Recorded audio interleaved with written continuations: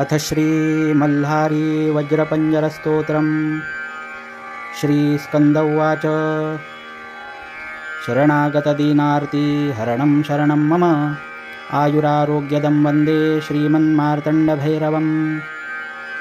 महायुद्धे विवादे च महाकलहपातने यशो विजयदं वन्दे श्रीमन्मार्तण्डभैरवम्। पथिचोराकुलेरण्ये महाहिंस्रादिभिर्युते त्रातारं जगतां वन्दे श्रीमन्मार्तण्डभैरवम्। महादुष्टजने देशे महापर्वतरोहणे महाभयहरं वन्दे श्रीमन्मार्तण्डभैरवम्। नदीनदसमुद्रे वा दावाग्नौ गिरिकन्दरे रक्षितारमहं वन्दे श्रीमन्मार्तण्डभैरवम्। येभिर्यः पञ्चभिश्लोकैस्त्वां नमस्कुरुते जनः ततः करोति यत्कार्यं तस्य सिद्धिं कुरु प्रभो।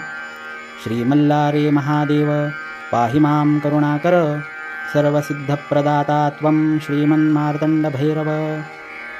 निरन्तरायं च निरन्तरायं निरन्तरायं कुरु मे प्रसादं निरन्तरायं च निरन्तरायं निरन्तरायं कुरु मे महेश। कुलदैवतमस्माकं श्रीमन्मार्तण्डभैरवः पायादपायात् सर्वान्नः सर्वदा सर्वदः सतां। यदक्षरपरिभ्रष्ट मात्राहीनं च यद्भवेत् तत्सर्वं क्षम्यतां देव प्रसीद परमेश्वर।